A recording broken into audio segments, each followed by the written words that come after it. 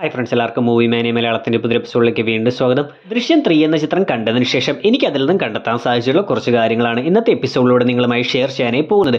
വീട്ടിലേക്ക് കിടക്കുന്നതിന് മുമ്പ് ഈ ചിത്രം ഇപ്പോൾ ആമസോൺ പ്രൈമിലൂടെ OTT റിലീസ് ചെയ്തിട്ടുണ്ട്. അതുകൊണ്ട് തന്നെ നിങ്ങൾ ഈ ചിത്രം കണ്ടിട്ടില്ലാത്തവരാണെങ്കിൽ തീർച്ചയായിട്ടും ചിത്രം കണ്ടതിന് ശേഷം മാത്രം തുടർന്നുള്ള വീഡിയോ കാണാൻ ശ്രമിക്കുക. നമുക്ക് നേരെ വീഡിയോയിലേക്ക് വരാം.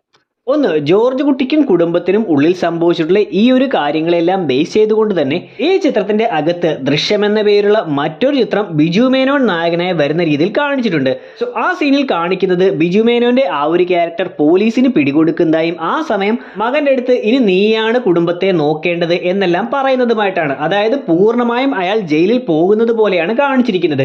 ദൃശ്യം 2 എന്ന ചിത്രത്തിലും ജോർജ് കുട്ടി എന്ന ക്യാരക്ടർ പോലീസിന് പിടികൊടുക്കുന്നുണ്ടെങ്കിലും അവിടെ നിന്ന് തിരിച്ചു വരുന്നതായി കാണാം. എന്നാൽ ഈ മൂന്നാം ഭാഗത്തിൽ ജോർജ് കുട്ടി പൂർണ്ണമായും പോലീസിന് പിടികൊടുത്തുകൊണ്ട് 5 വർഷത്തിൽ താഴെയുള്ള ഒരു ശിക്ഷ ഏറ്റുവാങ്ങുന്നതായിട്ടാണ് കാണിച്ചിരിക്കുന്നത്. അതുകൊണ്ട് തന്നെ ഈ ബിജു മേനോന്റെ ക്യാരക്ടറിനെ വെച്ചുകൊണ്ട് ചിത്രം തുടങ്ങുന്ന സമയത്ത് അവിടെ കാണിച്ചിരിക്കുന്ന ആ ഒരു സീനുകൾ ശരിക്കും ഈ ദൃശ്യം 3ന്റെ അവസാന ഭാഗത്ത് ജോർജ് കുട്ടി പോലീസിൽ പിടികൊടുക്കുന്നതിന്റെ ഒരു ഫോർഷാഡോയിങ് പോലെയാണ് തുടക്കത്തിൽ തന്നെ ഈ ഒരു കാര്യം കാണിച്ചു പോയത്. 2, ആ സിനിമയിൽ ബിജു മേനോന്റെയും കുടുംബത്തിന്റെയും കാര്യം കാണിക്കുമ്പോൾ അവിടെ ബിജു മേനോന് ഒരു മകൻ ഉള്ളതായിട്ടാണ് കാണിച്ചിരിക്കുന്നത്. എന്നാൽ ജോർജ് കുട്ടിയുടെ കഥയിലേക്ക് വരുമ്പോൾ അവിടെ ജോർജ് കുട്ടിക്ക് 2 പെൺമക്കൾ ഉള്ളതായിട്ടാണ് കാണിച്ചിരിക്കുന്നത്. അതുകൊണ്ട് തന്നെ ബിജു മേനോൻ നായകനായി വരുന്ന ആ ഒരു ദൃശ്യം എന്ന സിനിമയുടെ കഥയ്ക്കകത്ത് ബിജു മേനോന്റെ മകനായിരിക്കാം ഐജിയുടെ മകളെയോ മറ്റോ കൊല്ലുന്നതായി വന്നിരിക്കുന്നത്. കൂടാതെ ആ ഒരു ദൃശ്യം എന്ന സിനിമയുടെ വിജയം, സിനിമയുടെ പ്രൊഡ്യൂസർ ആയിട്ടുള്ള ജോർജ് കുട്ടിയും കുടുംബവും നായകനായി വന്നിരിക്കുന്ന ബിജു മേനോന്റെ കഥാപാത്രം എല്ലാം ആഘോഷിക്കുന്ന സമയത്ത് അവിടെ ബിജു മേനോന്റെ മകനായിട്ട് വന്നിരിക്കുന്ന ആൾ നിൽക്കുന്നതായി കാണാം. കൂടെ മറ്റു ചില പെൺകുട്ടികളും നിൽപ്പുണ്ട്. ഒരുപക്ഷെ അവരും ആ സിനിമയിലെ കഥാപാത്രങ്ങളാണെന്നും IG ആയിട്ടുള്ള ആളോ അല്ലെങ്കിൽ IG-യുടെ മകളായിട്ടുള്ള സിനിമയിൽ വരുണിന് പകരം വരുന്ന മകളായിട്ടുള്ള കഥാപാത്രങ്ങളോ ഒക്കെയാണെന്ന് അനുമാനിക്കാം. മറ്റൊന്ന്, ആ ഒരു ദൃശ്യം എന്ന സിനിമയുടെ ഒരു വലിയ പോസ്റ്റർ തിയേറ്ററിന് പുറത്ത് വെച്ചിരിക്കുന്നതായി കാണിച്ചിട്ടുണ്ട്. ആ സമയം ബിജു മേനോനെയും മകനെയും ഭാര്യയും എല്ലാം കാണിച്ചിരിക്കുന്ന സെയിം സിറ്റുവേഷനിൽ വന്നിരിക്കുന്ന ഒരു ഫോട്ടോ തന്നെ അവരുടെ ശ്രദ്ധ മാത്രം മറ്റൊരിടത്തേക്ക് മാറിപ്പോയിരിക്കുന്ന രീതിയിൽ ബിജു മേനോന്റെ വീടിന്റെ അകത്തിരിക്കുന്നതായിട്ട് നമുക്ക് കാണാം. ഇവർ ഈ സിനിമ കണ്ടിറങ്ങുന്ന തിയേറ്ററിന്റെ പേര് റാണി തിയേറ്റർ എന്നാണ് കൊടുത്തിരിക്കുന്നത്. അത് സെക്കൻഡ് പാർട്ടിലെല്ലാം കാണിക്കുന്ന ജോർജ് കുട്ടിയുടെ സ്വന്തം തിയേറ്റർ ആണെന്ന് മനസ്സിലാക്കാം. കൂടാതെ ഈ ചിത്രം ജോർജ് കുട്ടി തന്നെ പ്രൊഡ്യൂസ് ചെയ്തിരിക്കുന്നത് കൊണ്ട് പോസ്റ്ററിൽ റാണി പ്രൊഡക്ഷൻസിന്റെ ബാനറിലാണ് ജോർജ് കുട്ടി ചിത്രം നിർമ്മിച്ചിരിക്കുന്നതെന്നും കൊടുത്തിട്ടുണ്ട്. ജോർജ് കുട്ടിയുടെ തിയേറ്ററിനുള്ളിലെ ഓഫീസ് കാണിക്കുന്ന സമയത്ത് അവിടെ ഒരുപാട് ചിത്രങ്ങളുടെ മൊമെന്റോയും മറ്റും ഇരിക്കുന്നതായി കാണാം. ജോൻ ജോ, ജയ ജയ ജയ ഹേ, എന്നാ താൻ കേസുകോട് തുടങ്ങിയ ഒരുപാട് ചിത്രങ്ങളുടെ മൊമെന്റോ ഇരിക്കുന്നതായി കാണാം. സോ ജോർജ് കുട്ടി ആകെ ദൃശ്യം എന്ന പേരിൽ ഒരു ചിത്രം മാത്രമേ പ്രൊഡ്യൂസ് ചെയ്തിട്ടുള്ളൂ. അതുകൊണ്ട് തന്നെ അവിടെ വെച്ചിരിക്കുന്ന ആ മൊമെന്റോകളെല്ലാം തന്നെ ജോർജ് കുട്ടി പ്രൊഡ്യൂസ് ചെയ്ത ചിത്രങ്ങളെ പറ്റിയല്ല, പകരം റാണി തിയേറ്ററിൽ ഒരുപാട് ദിവസങ്ങൾ ഓടിയതിന് കിട്ടിയിട്ടുള്ളതാണെന്ന് മനസ്സിലാക്കാം. മറ്റൊരു ഭാഗത്ത് ജോർജ് കുട്ടി തന്റെ സിനിമ യൂട്യൂബിൽ വന്നതിന്റെ ഒരു പരാതി കൊടുക്കാനായി തിരുവനന്തപുരത്തേക്ക് പോകുന്ന സമയത്ത് ജോർജ് കുട്ടിയുടെ മക്കൾ TV-യിൽ ഒരു ചിത്രം കണ്ടുകൊണ്ടിരിക്കുന്നതായി കാണാം. അത് മോഹൻലാലിന്റെ മകനായിട്ടുള്ള പ്രണവ് നായകനായി വന്നതും ഈ ചിത്രത്തിന്റെ സംവിധായകനായിട്ടുള്ള ജീത്തു ജോസഫ് സംവിധാനം ചെയ്തും വന്ന ആദി എന്ന ചിത്രം തന്നെയാണെന്നും മനസ്സിലാക്കാം. ചിത്രത്തിന്റെ തുടക്കത്തിൽ മറ്റ് ചാനലുകാരുടെ കണ്ണ് വെട്ടിച്ച് ജോർജ് കുട്ടിയും കുടുംബവും വീട്ടിലേക്ക് പോകാനായി പോകുമ്പോൾ സഹദേവന്റെ മകൾ അവിടേക്ക് ഇടിച്ചു കയറി വന്നുകൊണ്ട് തന്റെ ചാനൽ പരിചയപ്പെടുത്തുകയും ജോർജ് കുട്ടിയോട് ചില ചോദ്യങ്ങൾ കുത്തി ചോദിക്കുകയും ചെയ്യുന്നുണ്ട്. ആ സമയം സഹദേവന്റെ മകൾ അവരുടെ ചാനലിന്റെ പേര് എടുത്തു തന്നെ പറയുന്നത് കൊണ്ടാകാം പിന്നീട് ജോർജ് കുട്ടി തന്റെ ഓഫീസിലിരുന്ന് സിനിമയെ പറ്റിയുള്ള വാർത്തകൾ കാണുന്ന സമയത്ത് താൻ പറഞ്ഞതുമായി ബന്ധപ്പെട്ടിട്ടുള്ള എന്തെങ്കിലും കാര്യങ്ങൾ ആ ചാനലിൽ വന്നിട്ടുണ്ടോ എന്നറിയുന്നതിന് വേണ്ടി ഇതേ ചാനൽ തന്നെ സ്ഥിരമായി ഇരുന്ന് കാണുന്നതായി കാണിക്കുന്നത്. ദൃശ്യത്തിന്റെ ആദ്യ 2 ഭാഗങ്ങളെ അപേക്ഷിച്ച് ഈ ഒരു ചിത്രം നോക്കുകയാണെങ്കിൽ ഇതൊരു പ്രതികാരത്തിന്റെ കഥയാണെന്ന് കാണാം. അതായത് ആദ്യ 2 ചിത്രങ്ങളിലും സത്യം മറയ്ക്കാൻ വേണ്ടി ജോർജ് കുട്ടിയും കുടുംബവും ശ്രമിക്കുന്നതും സത്യം കണ്ടെത്തുന്നതിന് വേണ്ടി പോലീസ് ശ്രമിക്കുന്നതും മാത്രമായിട്ടാണ് കാണിച്ചിരുന്നത്. എന്നാൽ ഇവിടെ അങ്ങനെയല്ല, പലരുടെയും പ്രതികാരമാണ് കാണിച്ചിരിക്കുന്നത്. അതിൽ പ്രധാനമായും 3 പേരുടെ പ്രതികാരങ്ങൾ തന്നെ കാണിച്ചിരിക്കുന്നതായും കാണാം. ഒന്ന്, വരുണിന്റെ അച്ഛനായിട്ടുള്ള പ്രഭാകർ. 2, ആദ്യ ഭാഗത്തിൽ ജോലി നഷ്ടപ്പെട്ടു പോയ സഹദേവൻ. 3, രണ്ടാം ഭാഗത്തിൽ ജോർജ് കുട്ടി കാരണം ജോലി നഷ്ടപ്പെട്ടു പോയ രാജൻ എന്ന ക്യാരക്ടർ. ഇങ്ങനെ ഈ 3-ാം ഭാഗത്തിൽ 3 പേരുടെ പ്രതികാരം കൂടി ഉൾപ്പെടുത്തിയിട്ടുണ്ടെന്നും മനസ്സിലാക്കാം. ഇതുകൂടാതെ സിനിമയുടെ ക്ലൈമാക്സിലേക്ക് വരുമ്പോൾ ആ ക്ലൈമാക്സ് 3 രീതിയിൽ അവതരിപ്പിച്ചിരിക്കുന്നതായി കാണാം. അതേപോലെ തന്നെ ആ ഒരു അവസാനത്തെ പ്ലാനിങ്ങിൽ പ്രഭാകരനൊപ്പം പ്രഭാകർ ഉൾപ്പെടെ 3 പേർ ഉണ്ടായിരുന്നുവെന്നും കാണാം. പ്രഭാകർ, അവീര, സഹദേവൻ, ഇങ്ങനെ 3 എന്ന സംഖ്യയെ ഈ ചിത്രത്തിൽ പല രീതിയിൽ ഉപയോഗിച്ചിട്ടുണ്ട്. ജോർജ് കുട്ടി ആദ്യം തൻ്റെ മക്കളെ വിദേശത്തേക്ക് അയക്കില്ല, പഠിക്കാനാണെങ്കിലും വിവാഹത്തിന് ശേഷമാണെങ്കിലും വിദേശത്തേക്ക് അയക്കില്ല എന്നാണ് തീരുമാനിക്കുന്നത്.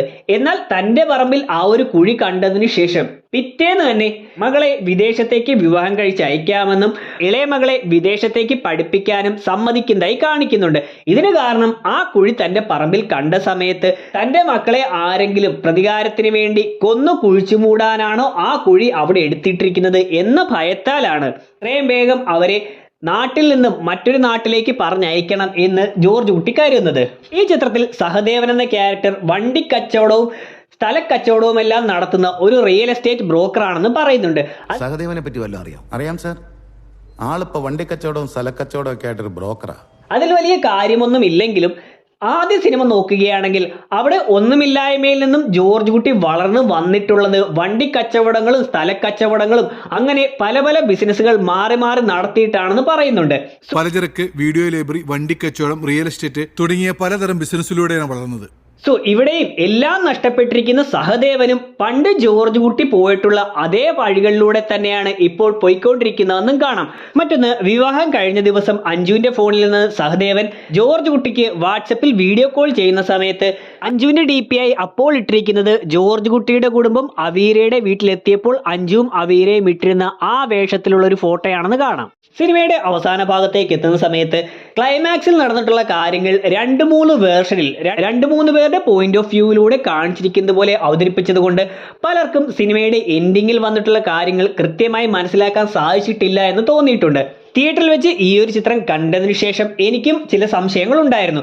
അതുകൊണ്ട് തന്നെ ഇപ്പോൾ OTT റിലീസ് ആയതിനു ശേഷം എന്താണ് കൃത്യമായി അവസാന ഭാഗത്ത് നടന്നതെന്ന് മറ്റുള്ളവർക്ക് മനസ്സിലാക്കുന്നതിനു കൂടി വേണ്ടി ഒന്ന് വ്യക്തമാക്കാൻ ശ്രമിക്കാം. അതായത് 3 രീതിയിലാണ് അവസാനം നടന്ന കാര്യങ്ങൾ കാണിക്കുന്നത്.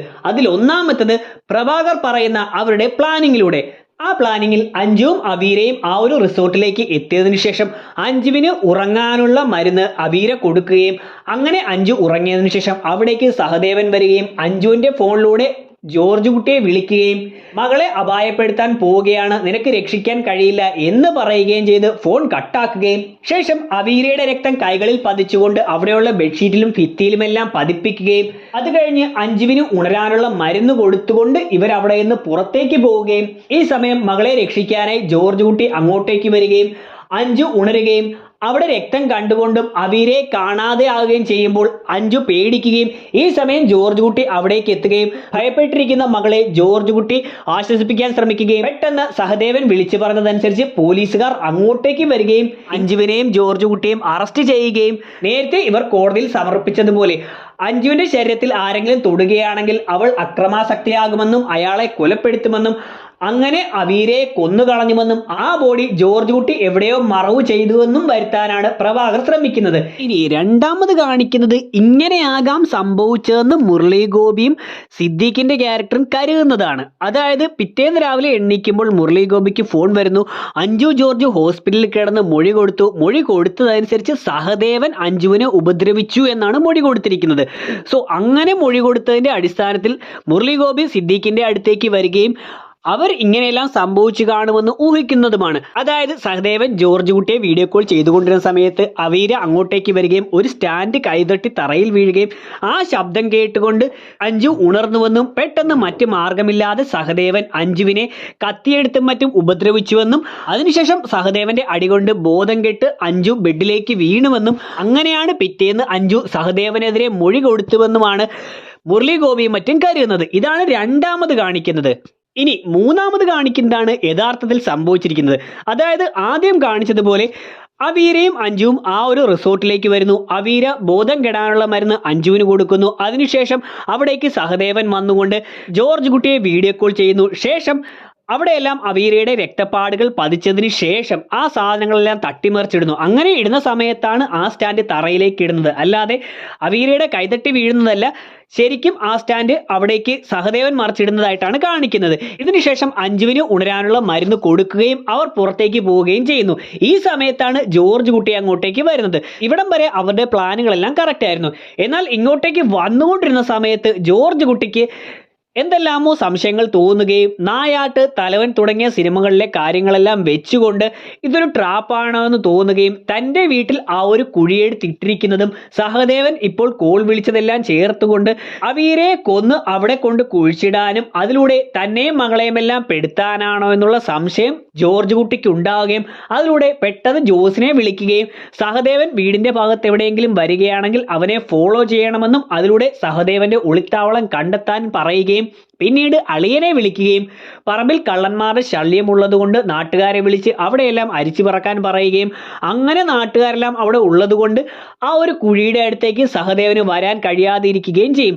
ഇങ്ങനെയുള്ള കാര്യങ്ങൾ പറഞ്ഞതിന് ശേഷം വീണ്ടും ജോർജ് കുട്ടി മകളുടെ അടുത്തേക്ക് എത്തുകയും മകളുടെ അടുത്തേക്ക് എത്തുന്ന സമയത്ത് അവിടെയുള്ള രക്തപ്പാടുകളും മറ്റും കണ്ട് കാര്യങ്ങൾ കൂടുതൽ മനസ്സിലാക്കിയെടുക്കുകയും ഇത് തങ്ങളെ കൊടുക്കാനുള്ള പ്ലാനാണെന്ന് ഉറപ്പിക്കുകയും ചെയ്തതിന് ശേഷം പെട്ടെന്ന് ആ പ്ലാൻ തിരിച്ച് സഹദേവന്റെ തലയിലേക്ക് തന്നെ ആക്കുന്നതിന് തന്റെ മകളെ സഹദേവൻ ഉപദ്രവിച്ചിട്ടാണ് പോയതെന്ന് വരുത്തി തീർക്കാൻ വേണ്ടി ജോർജ് കുട്ടി തന്നെ മകളെ ഉപദ്രവിക്കുകയും പിന്നീട് ബോധം കെട്ടതുപോലെ കട്ടിൽ കിടക്കാൻ ഹോസ്പിറ്റലിൽ ചെന്നതിന് ശേഷം മാത്രം ഉണരാനും പറയുന്നു.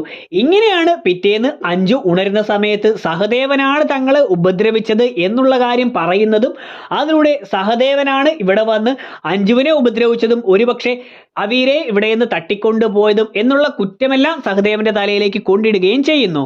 എന്നിരുന്നാലും പിന്നീടും വരുണിന്റെ കുടുംബം തങ്ങളെ വേട്ടയാടുന്നത് കൊണ്ട് ഇതിനൊരു അവസാനമാകട്ടെ എന്ന് കരുതിയിട്ടാണ് ജോർജ് കുട്ടി പോലീസിൽ കീഴടങ്ങാനായി തുനിയുന്നത്. സോ ഇതാണ് സിനിമയുടെ അവസാന ഭാഗത്ത് നടന്നത്. സോ ഇത്രയുമാണ് ഈ സിനിമ കണ്ടതിന് ശേഷം എനിക്ക് മനസ്സിലായിട്ടുള്ള കാര്യങ്ങൾ. എങ്കിലും പേഴ്സണലായിട്ടുള്ള ഒരു കാര്യം പറഞ്ഞുകൊണ്ട് ഈ വീഡിയോ അവസാനിപ്പിക്കുകയാണ്. അതായത് ഈ ചിത്രം എനിക്ക് അധികം ഇഷ്ടപ്പെട്ടിട്ടില്ല എന്ന് മുന്നൊരു വീഡിയോയിലൂടെ തന്നെ പറഞ്ഞിരുന്നതാണ്. അതായത് ഈ ദൃശ്യം എന്ന ചിത്രം ഒറ്റ ഭാഗം കൊണ്ട് തന്നെ അവസാനിപ്പിക്കേണ്ട ഒരു സിനിമയായിരുന്നു. ആദ്യ ചിത്രത്തിന്റെ അവസാനത്തിൽ ജോർജ് കുട്ടി പറയുന്നത് പോലെ താൻ ചെയ്തിട്ടുള്ള ക്രൈം മറ്റാർക്കും അറിയുകയില്ല, താൻ എവിടെയാണ് ആ ഒരു ബോഡി കുഴിച്ചിട്ടതെന്ന് ജോർജ് കുട്ടിക്കല്ലാതെ കണ്ടുകൊണ്ടിരിക്കുന്ന പ്രേക്ഷകരെ കൂടാതെ ജോർജ് കുട്ടി എന്ന ആ ഒരു കഥാപാത്രത്തിനല്ലാതെ ഒരാൾക്കും അറിയില്ല എന്നുള്ള രീതിയിൽ നിർത്തുകയായിരുന്നെങ്കിൽ ഒരു പെർഫെക്റ്റ് ക്രൈം എന്നുള്ള രീതിയിൽ ഒരു ക്ലാസിക് ചിത്രമായി അത് അവിടെ കൊണ്ട് തീർന്നേനെ. രണ്ടാം ഭാഗം തുടങ്ങിയത് തന്നെ ആ ഒരു കാര്യത്തെ ബ്രേക്ക് ചെയ്തുകൊണ്ടാണ്. ജോർജ് കുട്ടി പറഞ്ഞതുപോലെ ആർക്കും അറിയില്ല എന്നുള്ള ആ ഒരു കാര്യം ബ്രേക്ക് ചെയ്തുകൊണ്ടാണ് അവിടെ ഒരു സാക്ഷി വരുന്നത്. പിന്നീട് പോലീസുകാരറിയുന്നു, നാട്ടുകാരറിയുന്നു, വീട്ടുകാരറിയുന്നു, അങ്ങനെയുള്ള എല്ലാവരും ആ സത്യം അറിയുന്നു. സോ ആദ്യ ചിത്രത്തിന്റെ അവസാനത്തിൽ ആരും അറിയില്ല എന്ന് ജോർജ് കുട്ടി പറയുന്ന ആ ഒരു കാര്യത്തെ ബ്രേക്ക് ചെയ്തുകൊണ്ടാണ്, ഇല്ലാതാക്കിക്കൊണ്ടാണ് രണ്ടാമത്തെ ചിത്രം ഇറങ്ങിയത് തന്നെ. എങ്കിലും പോട്ടെ, രണ്ടാമത്തെ ചിത്രവും ഒന്നാമത്തെ ചിത്രത്തിന്റെ വില കളയാതെ ഒന്നാമത്തെ ചിത്രത്തെ പോലെ തന്നെ അവതരിപ്പിക്കാൻ ജിത്തു ജോസഫിന് കഴിഞ്ഞിട്ടുണ്ട്. ഓരോ കാര്യങ്ങളും മുൻകൂട്ടി ചിന്തിച്ചുകൊണ്ട് പെരുമാറുന്ന ജോർജ് കുട്ടിയുടെ ബ്രില്യൻസുകൾ, അതിലൂടെ തനിക്കെതിരെ നിൽക്കുന്ന എതിരാളികളെല്ലാം ബുദ്ധിപരമായി തോൽപ്പിക്കുന്ന ജോർജ് കുട്ടി, ആവശ്യത്തിന് മാത്രമുള്ള കഥാപാത്രങ്ങളും സന്ദർഭങ്ങളും, ഇങ്ങനെയുള്ള എല്ലാ കാര്യങ്ങളും പെർഫെക്റ്റ് ആയിരുന്നു. എന്നാൽ ഈ മൂന്നാമത്തെ ചിത്രത്തിലേക്ക് എത്തുമ്പോൾ ഇങ്ങനെ ജോർജ് കുട്ടിയുടെ വളരെയധികം ബ്രില്യൻസുകൾ ഒന്നും തന്നെ നമുക്ക് കാണാൻ സാധിക്കുന്നില്ല. ആകെയുള്ളത് അഞ്ജുവിന്റെ കല്യാണത്തിന്റെ പേരിൽ നടക്കുന്ന ഒരു കഥയും സിനിമയുടെ അവസാന ഭാഗത്ത് അഞ്ജുവിനെ രക്ഷിക്കാനായി പോകുന്ന സമയത്ത് മാത്രം ജോർജ് കുട്ടി പുറത്തെടുക്കുന്ന കുറച്ച് ബ്രില്യൻസുമാണ്. കൂടാതെ ആദ്യ രണ്ട് ഭാഗങ്ങളെ അപേക്ഷിച്ച് പെട്ടെന്ന് തന്നെ കഥാപാത്രങ്ങളുടെ സ്വഭാവം മാറുന്നതും വളരെ ഇമ്പോർട്ടൻസോടുകൂടി കൊണ്ടുവന്നിരിക്കുന്ന കഥാപാത്രങ്ങൾ പെട്ടെന്ന് തന്നെ അപ്രസക്തരാകുന്നതും അനാവശ്യമായിട്ടുള്ള കഥാസന്ദർഭങ്ങളും, ഇങ്ങനെയുള്ള ഒരുപാട് കാര്യങ്ങളെല്ലാം കൂട്ടിക്കൊണ്ടുവന്ന് ഒരു കാര്യവുമില്ലാതെ എടുത്തിട്ടുള്ള ഒരു മൂന്നാം ഭാഗമായിട്ടാണ് എനിക്ക് പേഴ്സണലായി ഈ ചിത്രത്തെ തോന്നിയിട്ടുള്ളത്. അതുകൊണ്ട് തന്നെ ഇനിയൊരു നാലാം ഭാഗത്തിന്റെയോ അഞ്ചാം ഭാഗത്തിന്റെയോ ഒന്നും ആവശ്യമില്ല എന്നും ഷെർലക് ഹോംസ് ഒരു നോവലിൽ പറഞ്ഞിരിക്കുന്നത് പോലെ വളരെ നന്നായിരിക്കുന്ന ഒരു കാര്യം കൂടുതൽ നന്നാക്കാൻ ശ്രമിച്ചതാണ് അയാൾക്ക് വിനയായത് എന്നതുപോലെ ഒന്നാം ഭാഗമോ രണ്ടാം ഭാഗമോ കൊണ്ട് അവസാനിപ്പിക്കേണ്ടിയിരുന്ന ഈ കഥ വീണ്ടും വീണ്ടും കഥകളെടുത്ത് കൂടുതൽ നന്നാക്കാൻ നോക്കി മോശമാക്കരുതേ എന്നാണ് എൻ്റെ അഭ്യർത്ഥന. എന്താണ് ഞാൻ ഈ പറഞ്ഞ കാര്യത്തെക്കുറിച്ചുള്ള നിങ്ങളുടെ അഭിപ്രായമെന്നും ഈ സിനിമ കണ്ടതിന് ശേഷം നിങ്ങൾക്ക് കണ്ടെത്താൻ സാധിച്ചിട്ടുള്ള കാര്യങ്ങളെക്കുറിച്ചും വീഡിയോ കമന്റ് സെക്ഷൻ ഉൾപ്പെടുത്താൻ ശ്രമിക്കുക. വീഡിയോ ഇവിടെ അവസാനിക്കുകയാണ്. വീഡിയോ നിങ്ങൾക്ക് ഇഷ്ടമായിട്ടുണ്ടെങ്കിൽ ലൈക്ക് ചെയ്യാനും ഷെയർ ചെയ്യാനും സബ്സ്ക്രൈബ് ചെയ്യാനും ശ്രമിക്കുക. നമുക്ക് അടുത്തൊരു എപ്പിസോഡിലൂടെ കാണാം. അതുവരെ ബൈ.